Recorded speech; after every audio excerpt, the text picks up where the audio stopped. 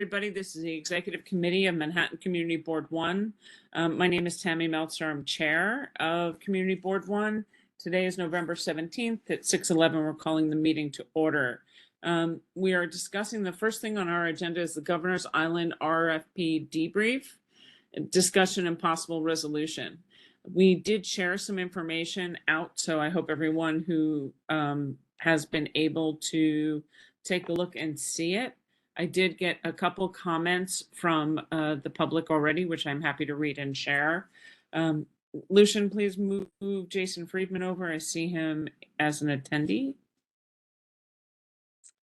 One of the things that's really important to note is this was a very unprecedented thing. Normally the RFP process is a little bit more closed. The Trust for Governor's Island was was great and allowed people to come and take a look at 3 potential proposals that have been submitted. They are the final submissions, and from there they'll have discussion. This is our only opportunity to provide any kind of feedback and input on the 3 proposals that were sent out. So with that note, can I just get a hands up, and you can, whether it's this way or through the thing, how many of us who are here tonight went? Great. 1, 2, 3. I'm sorry, how many of us what? Attended any of the public sessions. So 1, 2, 3, 4, 5. Okay, great. That's good news. And I know members of the public were there as well. So 1, 2, 3, 4, 5, 6. Okay, a majority of us. So that's really wonderful. I'm glad to hear that. Our role in this is very limited and not necessarily defined. Councilmember Marte this morning on the borough board said he would be opining as the council member, for the district. So I'd like to make sure that we also opine on thoughts on the 3 proposals. And let's open the floor and go around the room. Who would like to go first? Remember, the faster we go, the faster we get home. And if you're in the public, please raise your hand.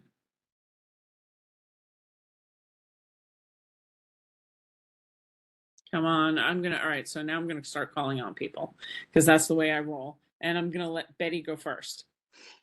You knew that was coming, Betty. Thoughts?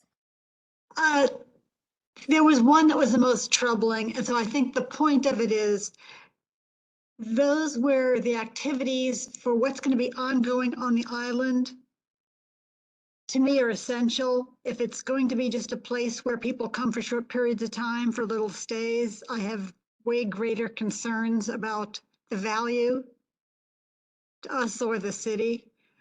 It also was not, a lot of information was not apparent. So I can't criticize something I really know nothing about. I was not made terribly clear about what the scope was of the different projects. Where they, one seemed to be about looking at the effects on the seacoast, meaning really Northeast North America. Others, it was very unclear what they meant by climate change. Were they talking about the whole world? Were they talking about New York City? Were they talking about the United? It wasn't clear at all.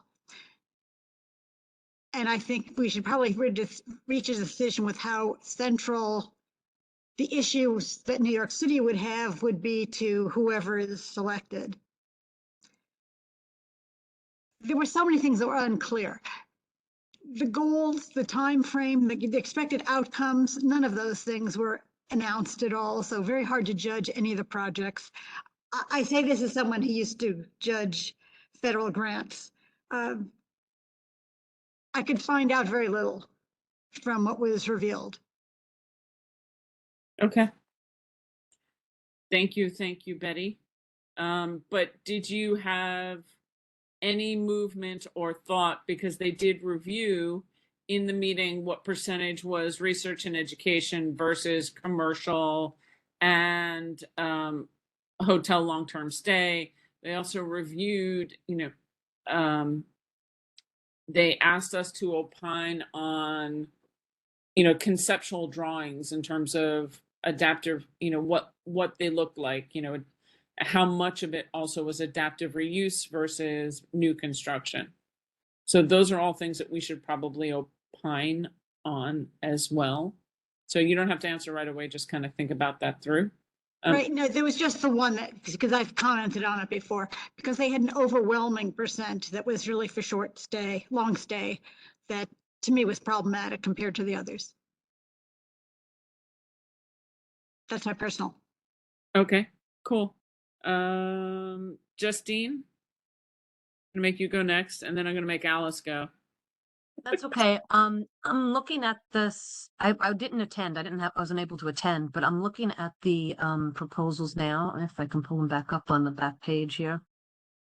Yes, okay, that's one. And then Why don't you So- read them, and then we'll call on you.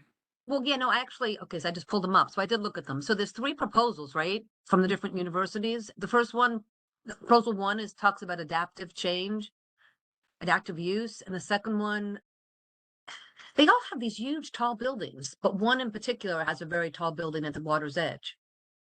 Um, they're not necessarily that tall. That's Okay. that's one of the things that's sort of hard to understand. I'm happy to walk you through because I did take notes, and I know Alice did too. And that would be helpful to get a sense of it, because what I would not like to see is huge tall buildings on the island. But I do like, I mean, it looks like proposal 3 Mhm. has, That's the tallest building that was at it is the 200. tallest building, and that would exist there, because the downside is I don't like the tall building. The upside is I love the fact of having green job trainees within 10 years. And there's a lot of, and it's almost like each one has a plus to it. And I don't know how able they I'm are to gonna- be mixed.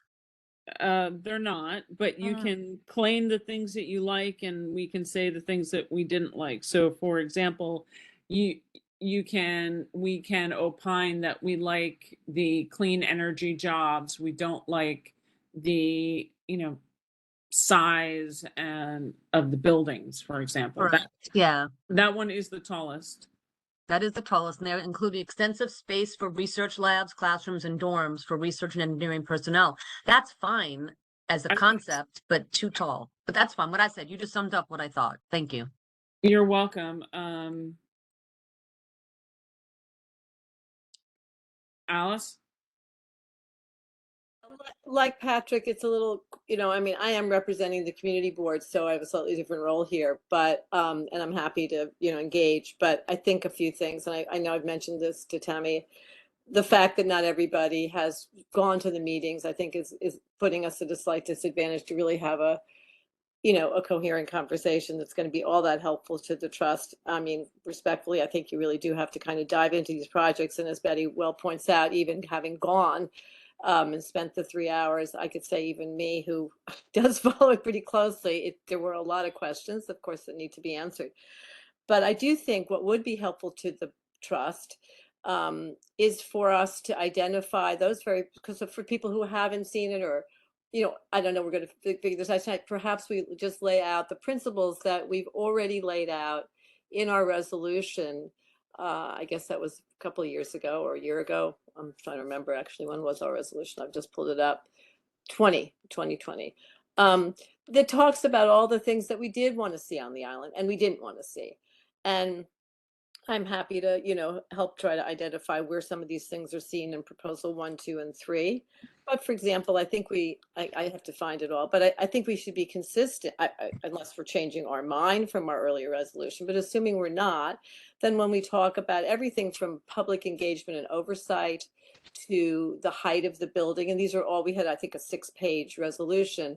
Maybe we want to go over that and pick out those items that we want to see addressed in this new climate center, and some clearly are and some aren't. So I don't know if that would be a way to go about this that might be a little bit more helpful, because ultimately you just want to tell the trust, well, which you know, of these three, which ones are meeting the goals that we already set out that we asked for in terms of environmental and sustainability.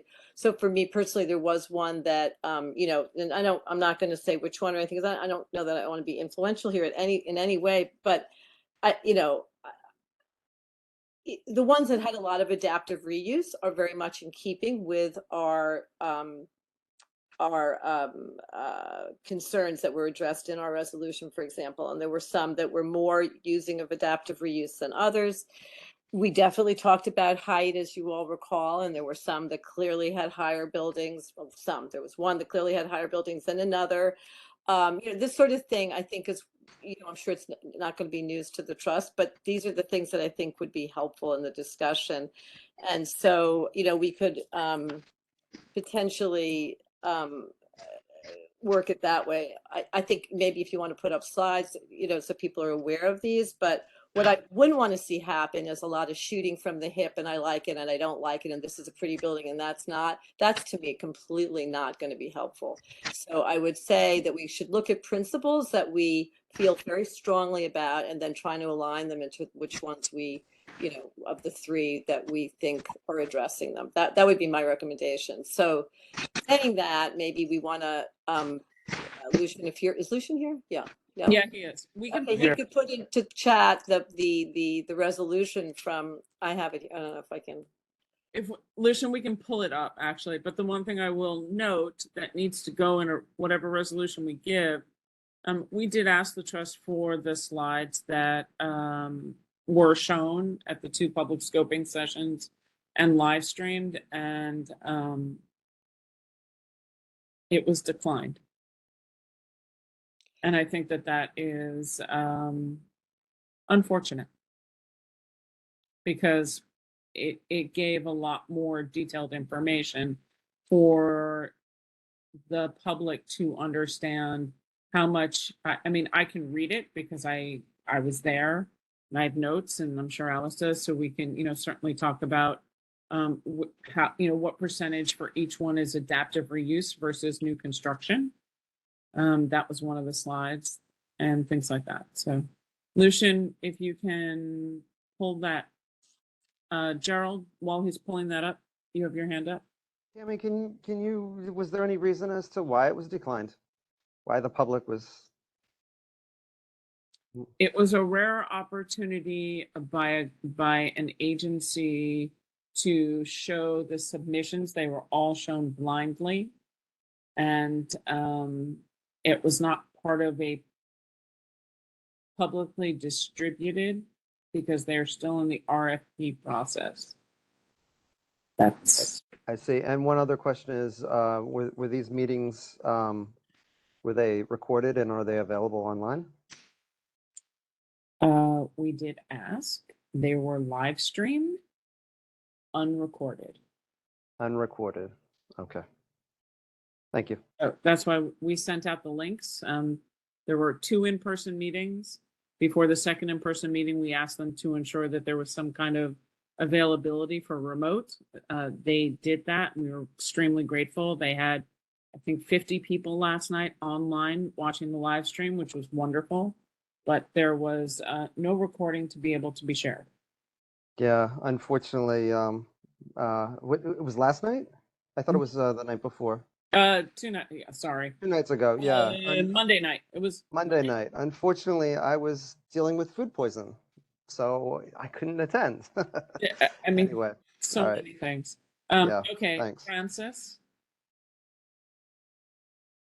Just to support the comment in terms of needing the visuals, because this is totally out of my wheelhouse, and having the visuals is very important for me because it helps me to understand exactly what's going on. So it just means that I'm gonna have to look over the stuff more frequently than perhaps somebody else. But Nope. if there's any way we could still request that, we'll see if they change their mind in the future, but support for the visual. Well, you know what? We don't have to do a resolution tonight. We can continue to, let's let Lucian answer that. Lucian? Well, I just want to say, Alice, I posted the most recent link is a direct link to a PDF that's only the resolution from 2020, along with the attached letter from the trust. So those move as a package in that link. So I just wanted to point people to that. In terms of the timing, yeah, I'm not, I don't have any recommendations on the timing. I'm happy to work on this resolution this month or next month, according to what the committee wants. We can discuss, we can put thoughts together on paper, and then we can give people more time to absorb and chat and find and source.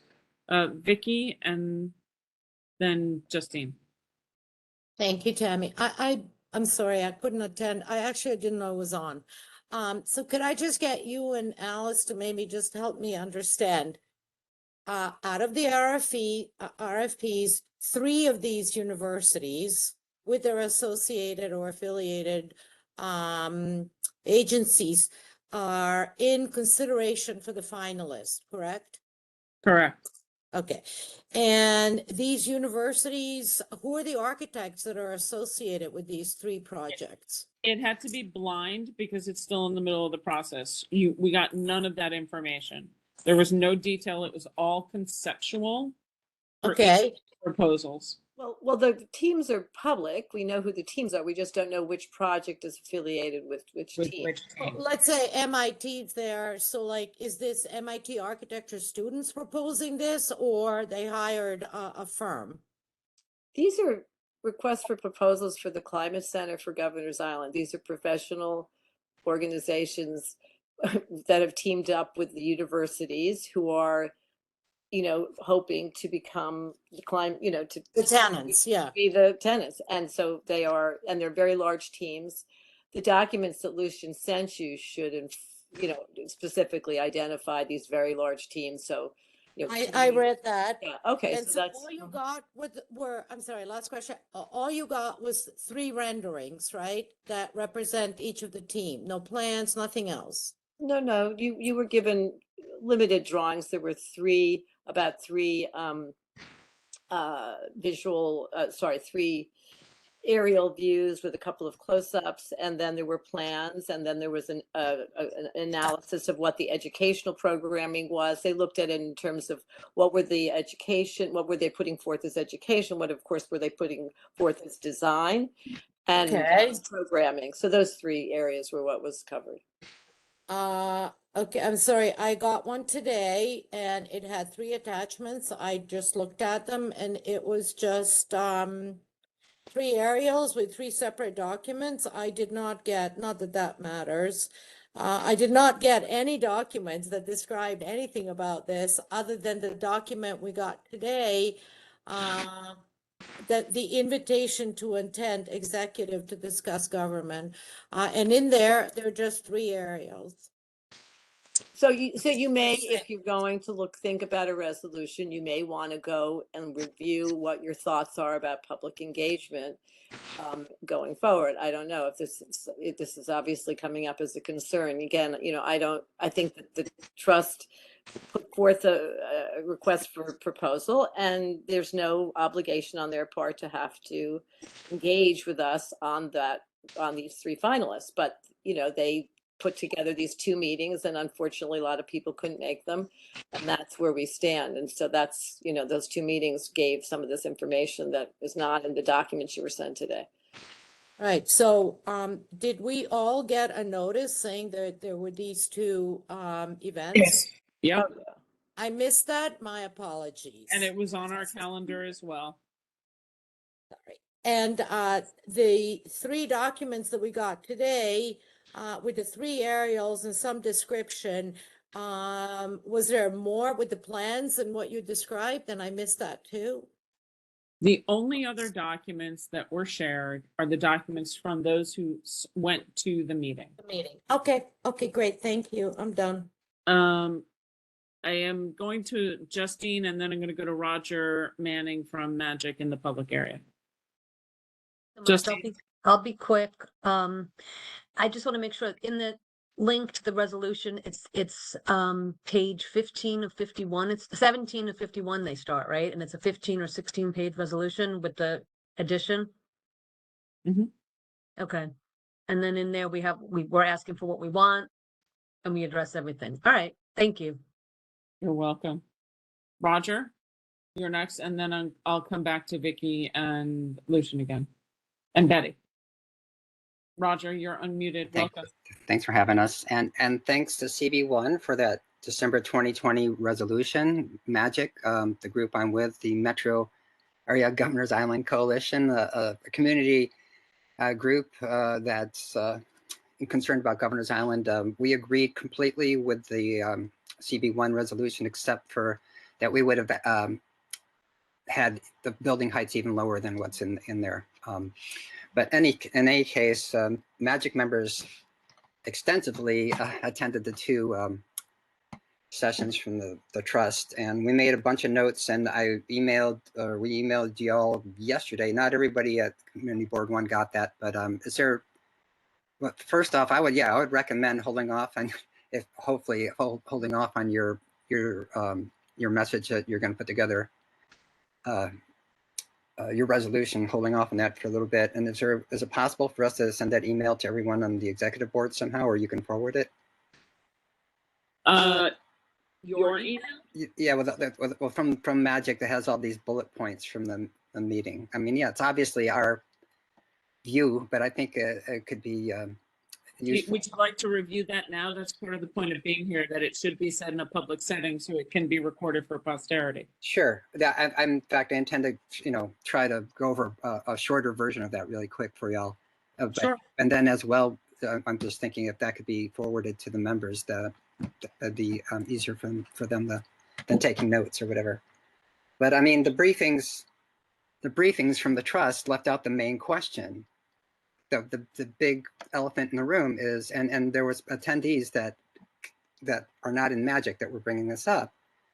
Should there even be a project like this on Governor's Island at all? Why is large private development on public land the only option presented for the future of Governor's Island? In fact, Community Board 1 in 2020, during the ULURP process, pointed out that you all were only being presented with one basic option, or there was no alternative option for how things would go on Governor's Island. And yes, so that's the big question, and then at the hearings, the briefing, that's what it was referred to, only a vastly stripped down phase 1 portion of each of the 3 proposals were presented. MAGIC, over the last couple of years, have been meeting with these university groups. Well, we met with 3 out of 4, which would be now 2 out of 3, even more than once. And we've seen the bigger plans to a degree. And it was, when at these briefings, you only got like phase 1 or maybe a third of what these groups have in mind. And so that gives you a sort of false impression, or some people are thinking, oh, they've scaled everything back. This is great. No, not necessarily. So I agree with the members speaking tonight who are saying, didn't really get enough information from these briefings. And the full proposals are likely to be very concerning with out of scale privatization on Governor's Island. It's a sort of, at least one of the proposals actually is pretty reasonable. I can't really say which, but from what MAGIC's seen, we've seen some really great ideas from at least one of these proposals. But having said that, should also point out that phase 1 only is using about 25% of the designated 33-acre development zones. And then we asked the trust at these events, well, what's with the other 75%? And they said, well, there will be future RFPs for the other 75%. And we were like, oh, that could be high-rise, commercial, non-academic usage. And they didn't say yes or no to that. But of course, that's what the 2021 rezoning allows. I mean, the real issue here, like I was pointing out, is, what's the use of Governor's Island? And this climate center is almost irrelevant. It's the rezoning that's the real issue here. The rezoning allows all kinds of things. And we're not sure what those would be, but they can be high rise and commercial and non-academic. And this climate center is not even a requirement.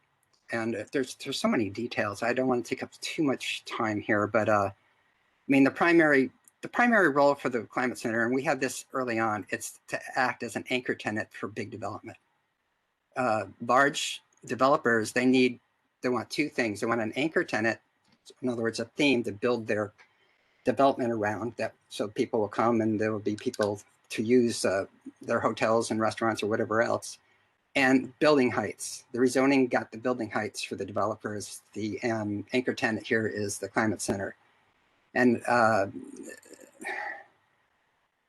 don't think I think that it's a mixed bag in terms of intention, but there's plenty of intention where it's. But Roger, yeah.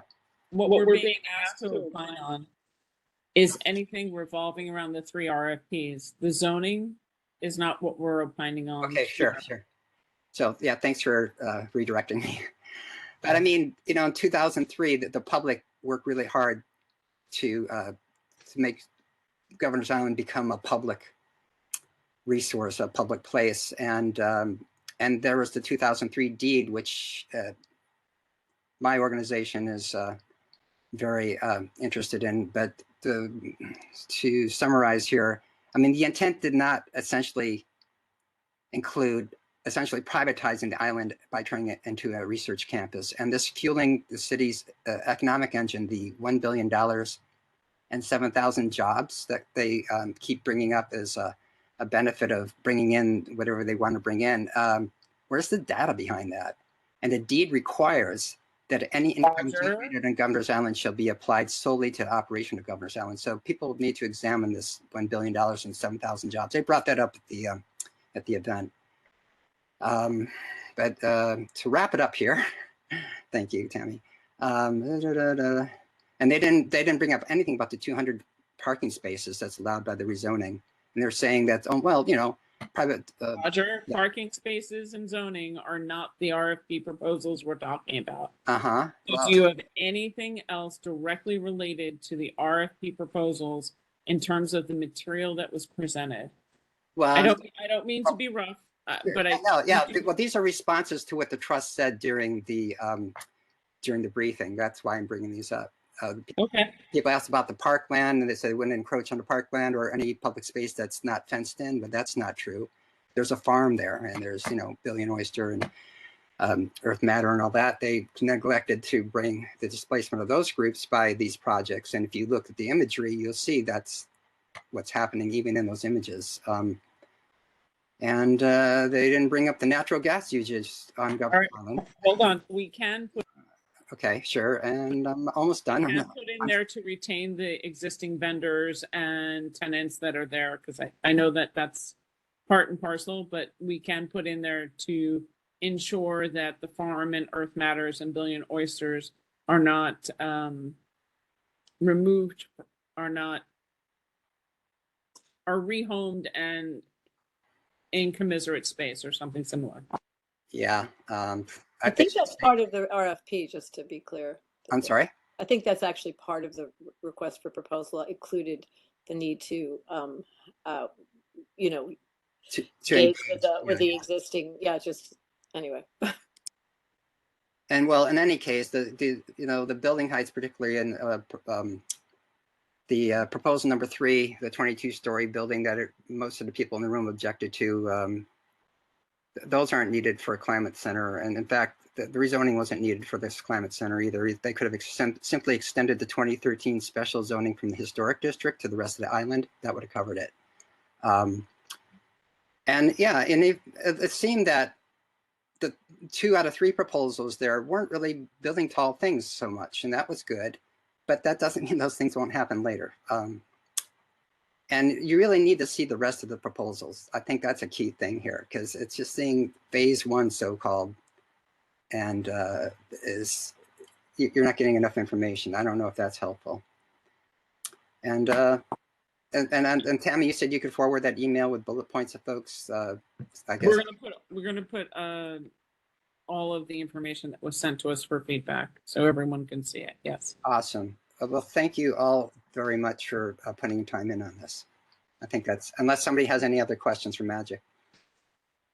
Well, you're here, so don't worry. If it is, we'll unmute you and have it addressed back to you. All right? Thank you. Vicky, your hand is still up. Thank you. Just one question before I make a comment. When you said this is not what we're here to opine on, what is it that we're opining on? The three proposals, The also three the visual. proposals, the process, and things that, for example, that are seen that you do like and things that you don't. So, for example, we know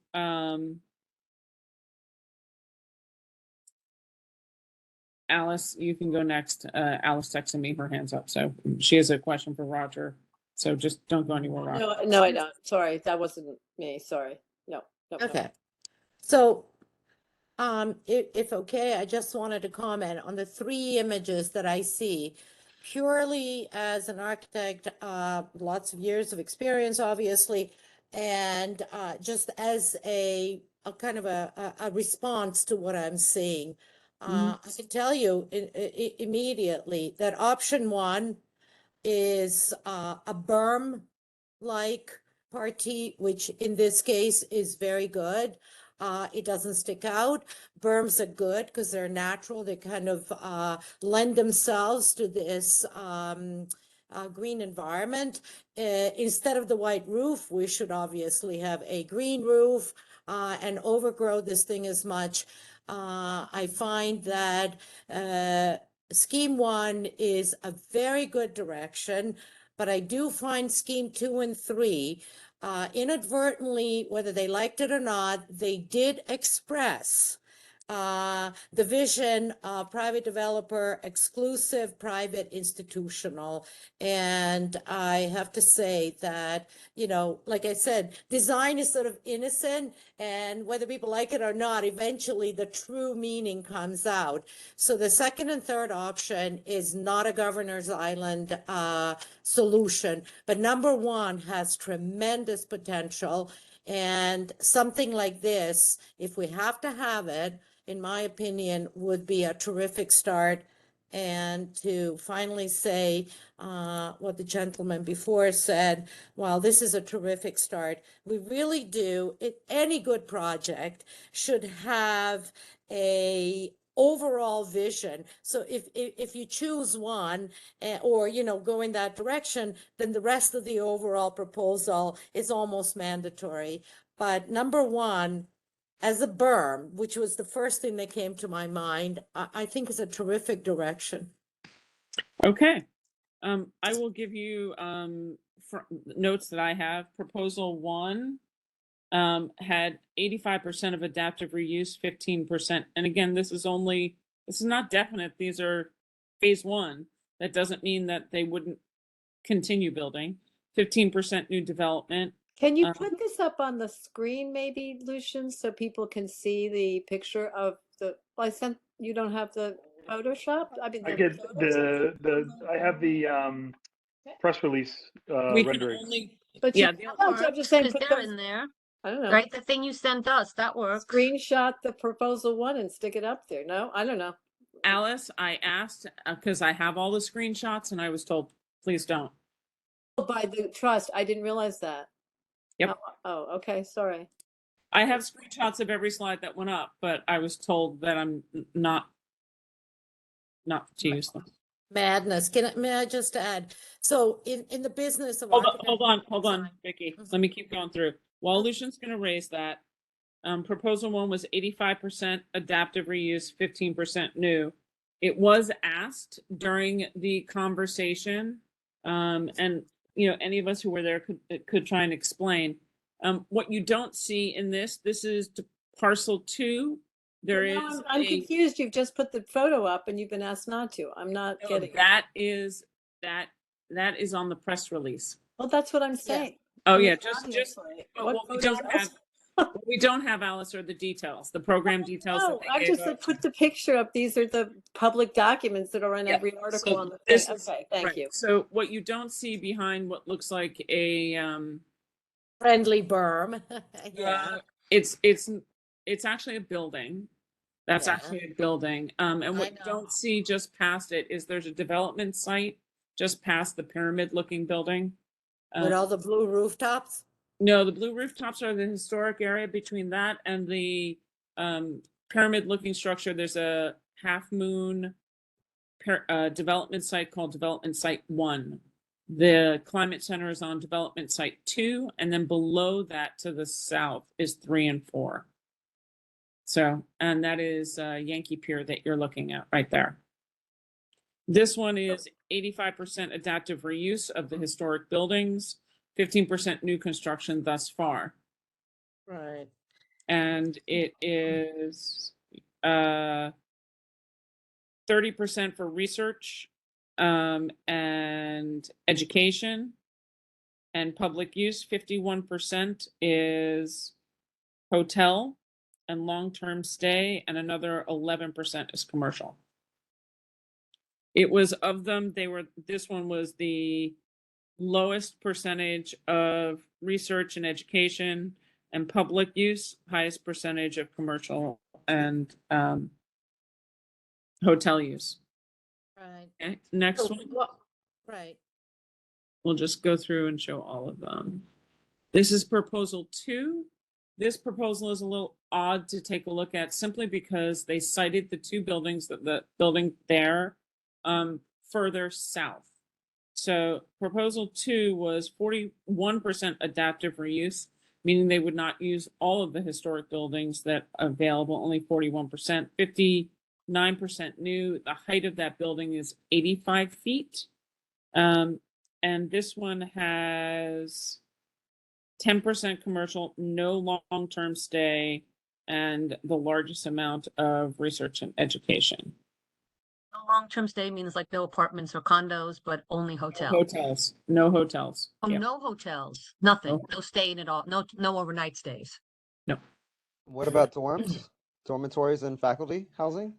That's the part that didn't make any sense. They have to have it. It just wasn't listed on the slide. So I assume it would have to be worked on with either there or on the shoreline. Hard to say. Like it could come from somebody in Brooklyn. Like they could build out because there's an area in Brooklyn as well. Okay. Moving to the next one. The next one, proposal 3, with the aerial view. This one had 42% adaptive reuse, 58% new construction. The height of the building at the tallest is 225 feet, which Wow. is well against what the community board had looked for, because remember, we didn't want anything taller than Liggett Hall. This one is 37% for research and education. So it's a little bit more. It does have hotel. Let me see if I can find it.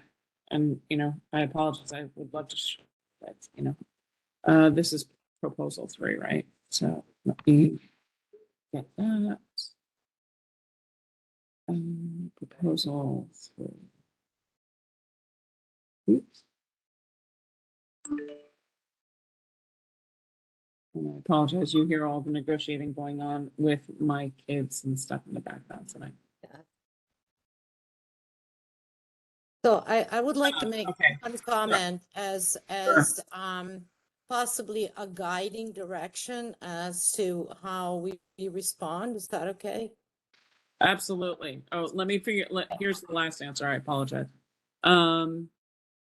This one was, they do have student housing 20% and faculty. That's a total of 27, hotel 9%.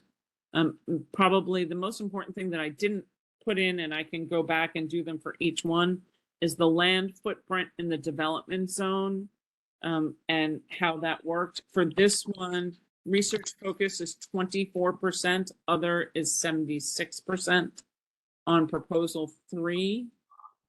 On proposal 2 for the I apologize. Proposal 1 was 78% research focus and 22% other. And proposal, the last one in the middle. I'm looking through my own photos, so I apologize for was 78% and 22. Alrighty, so that gives everybody an idea. So this is kind of where we're going. There is also other people who have hands up and other information. I know Susan has her hand up. Mimi said she wanted to speak, has her hand up, and Gerald. So I'm gonna stop my talking. I'm gonna wait, Vicky, for you to think and hold on to your thoughts about how we want to go forward. Let some other people opine in. I'll start with, thank you for putting your hand back up. I appreciate it. Mimi, who hasn't spoken, Susan, and then Gerald. Mimi?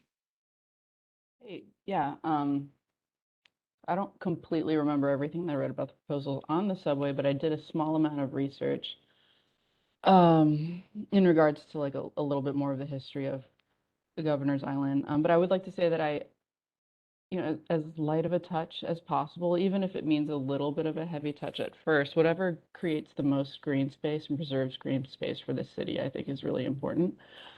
And I feel like a lot of that is generally covered.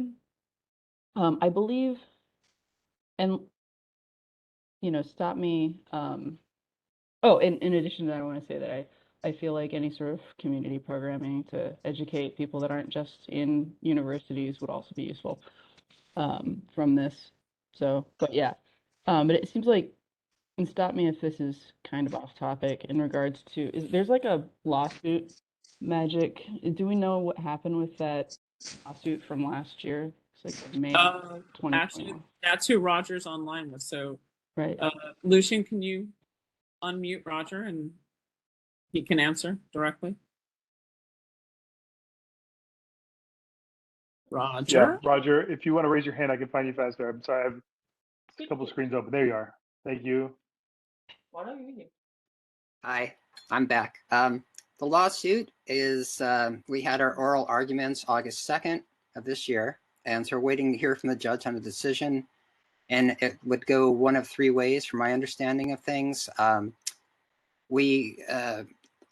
filed the lawsuit pro se because we didn't have a lawyer yet last year to get it in on time, but then we got a lawyer who added a bunch of stuff. We added 25 more plaintiffs to it.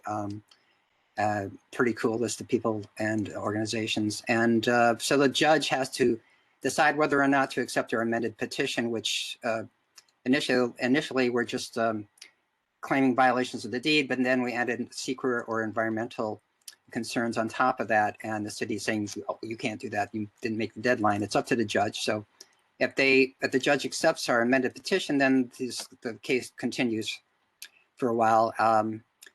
Or the city wins and we appeal, or Magic wins and they appeal. So, and we're waiting on the judge's decision. We're not sure when that's going to happen. We hear there's a backlog in the courts. Is it good enough an answer, or hopefully? No, thanks. I think that, yeah, I appreciate just a small summary. And there's in the email that Tammy has that can be forwarded, there's links to our website where you can read all as many details as you have time for about the lawsuit and everything else.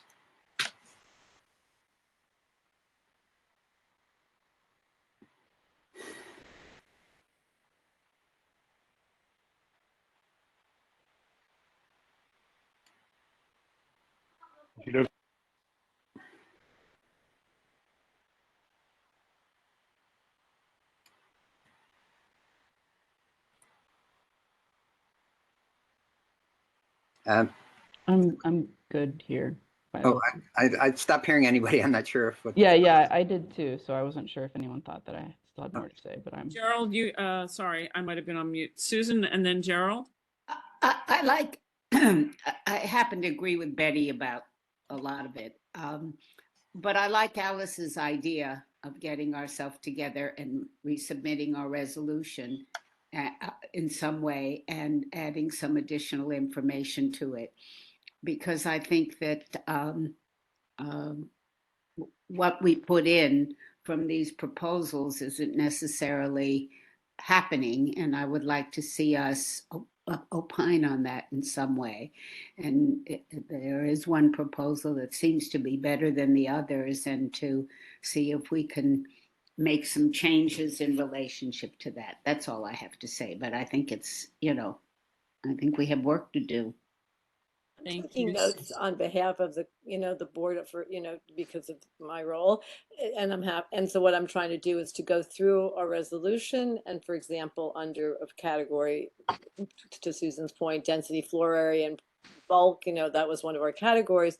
We write very specifically, in order to be more consistent with earlier plans and the existing scale of the buildings on the island, i.e. Liggett Hall, the zoning should be amended to cap heights at 125 feet. So that would eliminate proposal 3, for Three. example. Yes. And that's a way to maybe go about this if everyone is on board. Obviously, I will be I sending- certainly am, and you have the expertise, and I No. know it's a difficult situation, but that's how we should look at it. I think we Right, have to well, be very careful and voice, I think it's a trap.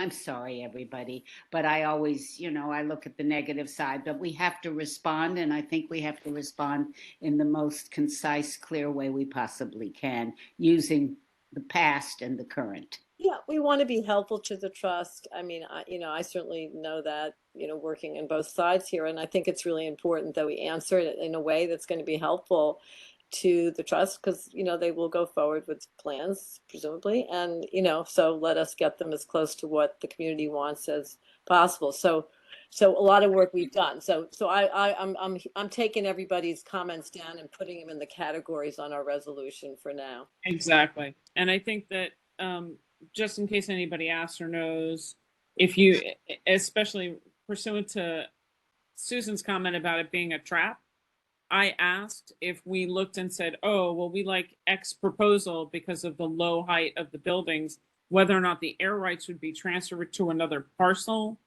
or they could, in each zone. And I didn't get a answer on that. There was no definitive yes or no. It was uncertainty. So that's something that we can ask, because that does, obviously matter. Yes, very much so. Yep, to us. Okay. All right. Thank Thanks, you. I'm Gerald. done. Gerald, you're next.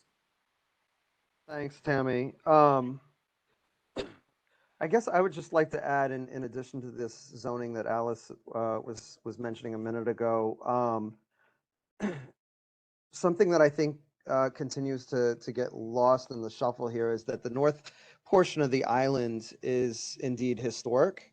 It was the original portion of the island. The southern portion has been infill from subway systems over the years. And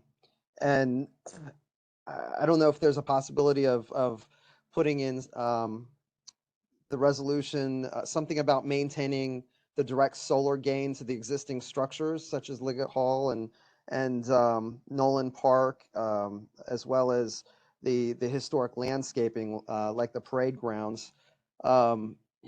But it would seem to me that any of this higher zoning, there's no reason that it couldn't be located further south on the island, as opposed to encroaching on the northern portion and creating intense shadows. I don't know if this has been talked about at all, Alice. Maybe you could help out with that, but I would lean towards proposal 2 based off of just this these very simple renderings. I mean, nowadays, in fact, I did it the other morning. I can spend 15 minutes in AI and come up with all kinds of amazing renderings for Climate Research Center on Governor's Island that meets the program. So it's very difficult to take these renderings with anything more than a grain of salt. As we all know, these are going to change 100 times over before anything's actually built.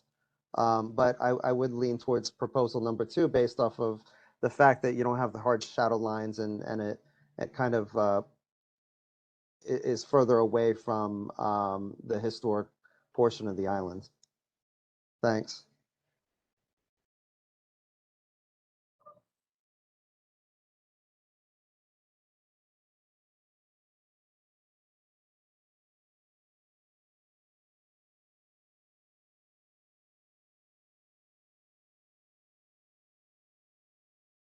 Vicky, you're next. Thank you. I expect Alice and Gerald as colleagues to help explain if I get this right. So using 2 very important sentences and keeping in mind while I try to explain complicated concepts, design is not a linear process, it's circular. So bear with me. Mimi, light touch, but a showstopper. Terrific.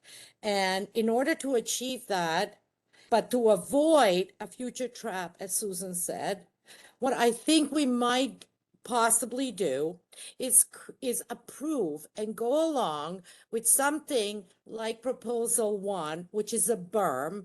And the reason I say this is because a berm, just like the party or the program of the Whitney Museum, which was so strong that you couldn't actually add to it. So eventually the Whitney left.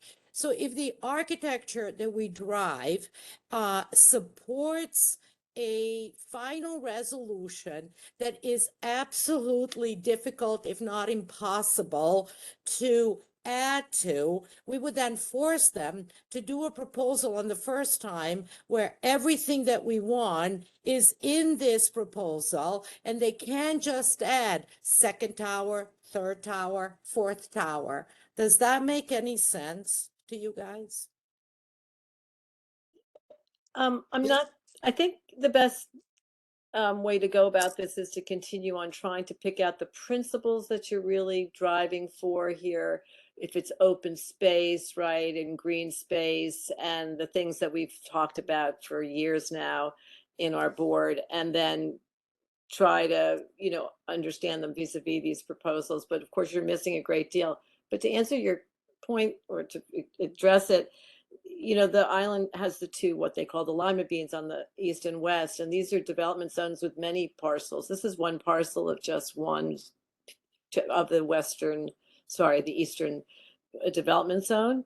And these plans are everywhere on the internet. You can see them. So it's just the northern portion of that. So we don't know what future development will have. So it's difficult to, say this is going to be it. I mean, clearly it won't. So, this is it for this particular, this is the proposal. This is it for parcel 2 I think, of yeah, 4. right. I don't remember. You see my point. If we Climate push center. towards a solution that, like the Whitney Museum in our city, was too difficult for every other developer to come and screw up, mess up, add to, we eventually gave up. So my point is, let's drive our wishes and our Yeah. needs, because now we have proposals that we have to react to.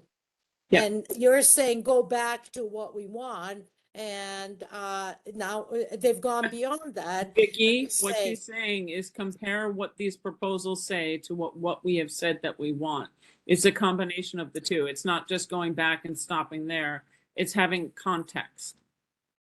Right, and find and push towards a solution that is too hard for them later on to the current design that we would push would be hard to do future traps on, because if you wanted to add to the Whitney Museum, as we found over decades, it was impossible, because that building has so much architecture and definition. And I'm just saying, what are you going to do? 5 more berms? No one does that. But option Okay. 2 and 3 does many additions, and we can't control it. It's complicated, but you get my point. I And- do. All right. Thank you. I'm Thank done. you very, very much. I'm going to read comments that were emailed to Lucian and I. We're going to take the name off so we can post it publicly. Says all proposals put forward some form of wetlands or water access on the Buttermilk Channel east side of Governor's Island. This is driven from restriction to land parcels in E1 and E2, the most northern ones. The Buttermilk Channel is a busy waterway with commercial traffic, local and long-distance ferry, barges, cruise liners, as well as non-commercial sailing and powerboats, and is also subject to strong tidal currents. There's also a regular sandbank just north of the proposed site, so it is unclear to a non-professional whether actually this would be able to result in the buildup of the proposed wetlands. Point 1.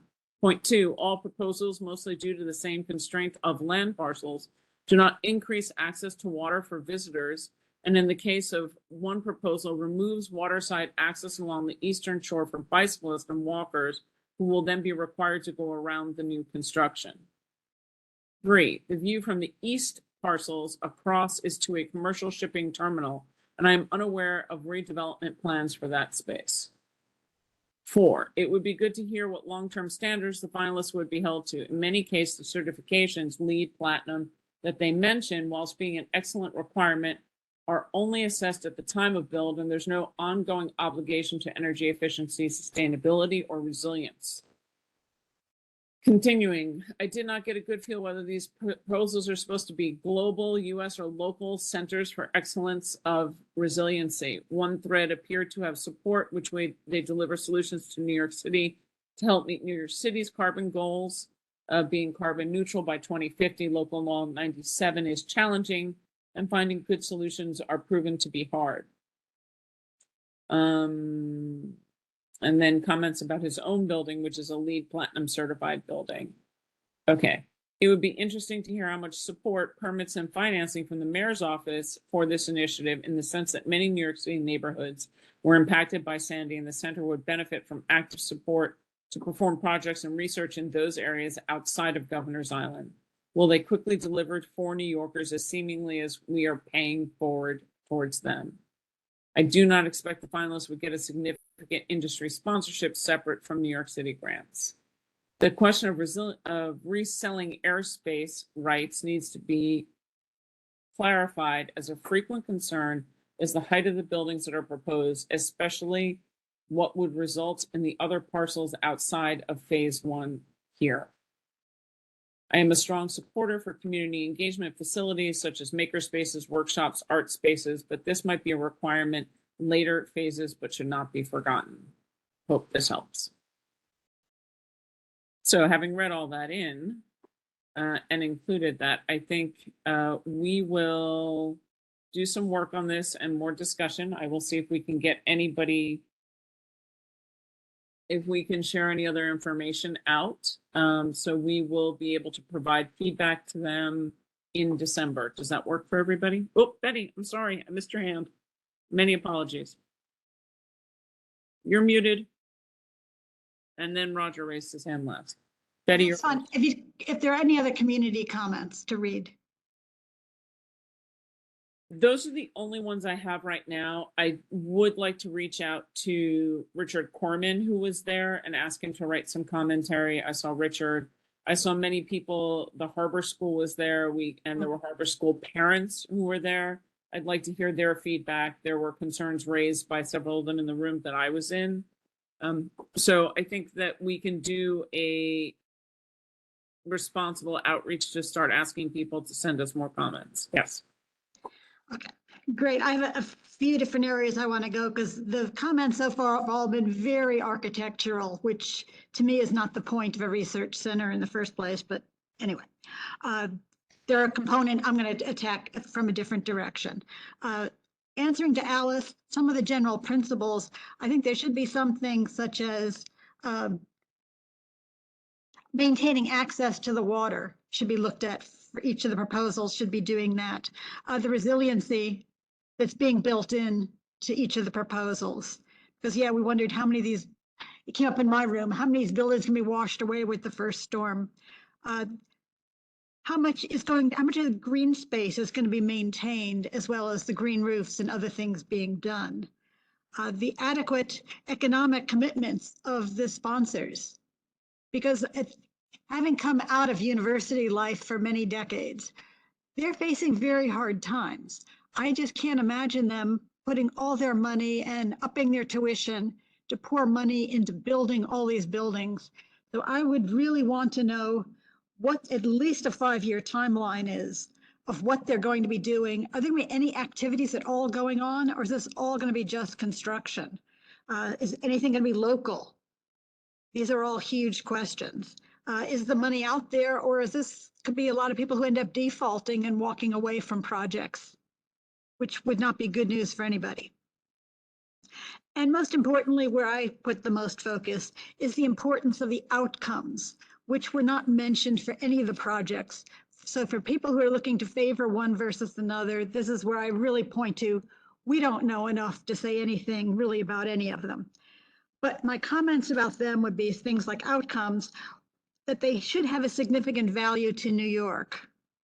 They should have a significant knowledge creation, they should have the creation of significant knowledge, scientific knowledge, that is, and the dissemination and impact, as well as the scope, are of great importance because none of them were very well defined, and we need to reach some sort of achievement of what we care for.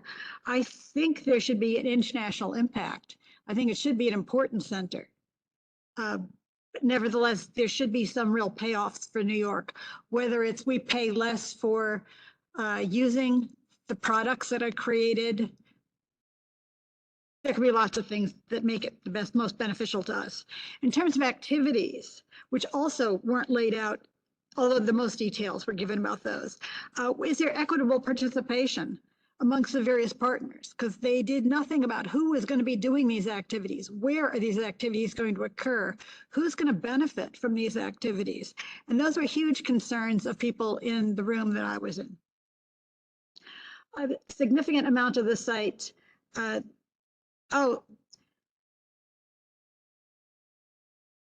yes, we have enough. What is the local impact going to be? It's great to have international benefits. It's great to have New York State benefits, but what are the very local benefits, which I know were the concerns of the parents from Harbor School and teachers at Harbor School, but also teachers from the many other schools in the area saying, don't just focus on one school because you can't make them into a Cadillac and give everybody else nothing. So do keep that in mind. As well as, does the community going to have access to get any kind of firsthand learning that goes on? So whether it's continuing education, which Mimi kind of alluded to, or whether it's visiting for various sessions that are done, I'm going to leave that pretty open. But how does the immediate community, how does the New York City benefit? How does New York State benefit? Should all be questions that are addressed for each project. In terms of partners, and this was a big topic in the room where I was, there are some international members on some of them, very ill-defined how they were participating in what stages. Were they contributing ideas as to what was going to be done? Were they hosting any of these projects or leading any of them? Were they going to be the beneficiaries of the things gained? None of that information was given. So the equity issue kept coming up over and over and over again with concern. At the end, are these international partners going to be recognized for their achievements? Are they going to be leaders on any of the components? Or are they going to simply be just names on paper and doing some of the scut work and maybe providing some data? All big questions to be done. So if we're going to have equitable partnerships, that should be something that we are concerned about. Not only us as a community, but in general, the whole international project. I think all of those things really need to be explored and looked at. It's not just about the buildings. Thank you very much, Betty, for that detailed report. That's really excellent. And it definitely goes into a lot of the things that we discussed in the meeting room that I was in as well, was the connections of how they connect to the boroughs and what integration into the city. All of them had some kind of student component, K to 12, but they varied between, field trips and summer camp to leadership training for teachers and things like that. But it wasn't necessarily as robust of an information as it could be. No, So in fact, excuse me, when they asked about community college and doing certificates and things like that, there really were no answers at all that were available, even when asked.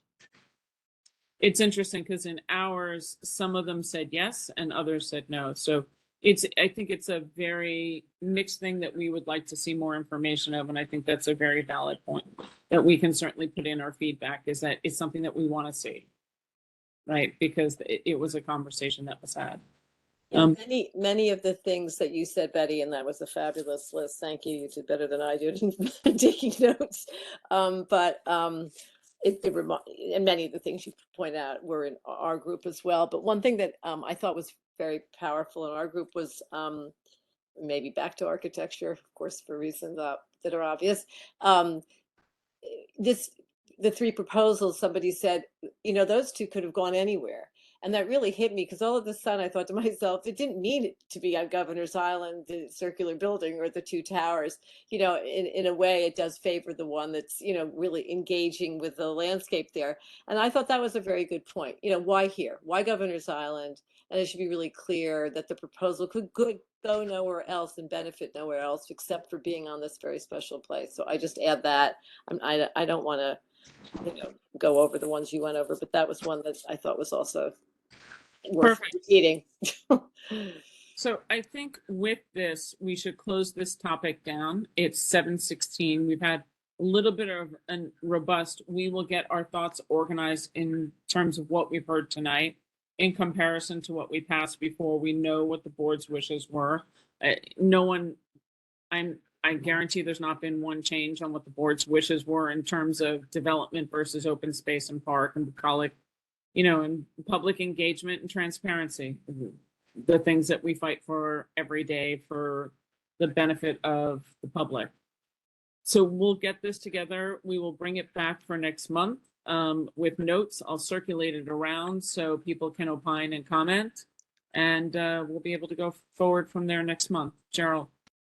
Tammy, very quickly, I just want to add the issue of public access. I'm so concerned if this is going to be a university, as we all know, it's going to be security, security, security, and Governor's Island is so dear to everybody. We need public access. Thank you. Hands down, there was a lot of there in my room that I was in, and there were Richard Corman was in the room that I was in, by the way. Every single proposal that was presented, the questions that somebody asked were, where do the public fit into this proposal? How do they access what is open to the public, what is closed to the public? How do the public experience the space? The gentleman who wrote in was one of the gentlemen who spoke up very often about, I bicycle around the island. Will I be able to go through here? How does this relate to the park? So all of that is very valid, is really top of mind. So thank you very much. All right, with that, let's move on. It's 7:18. I tuned into a lot of meetings around this month. Is there anyone who feels that there was anything that lit their committee hairs on fire who needs to go first for full board? Hearing none. Lucian, what? That's sweet. That's great. Great news. Okay. So hearing none, we really, I want everybody to be able to get back to their families. This is a heads up, so everyone knows. It was announced at Borough Board this morning that, again, unless we know differently, please plan that full board this month, unless an emergency order comes out prior to, will be a hybrid meeting, which means all board members need to be in person for quorum at 1 That's Center Street. next week, right? Yep.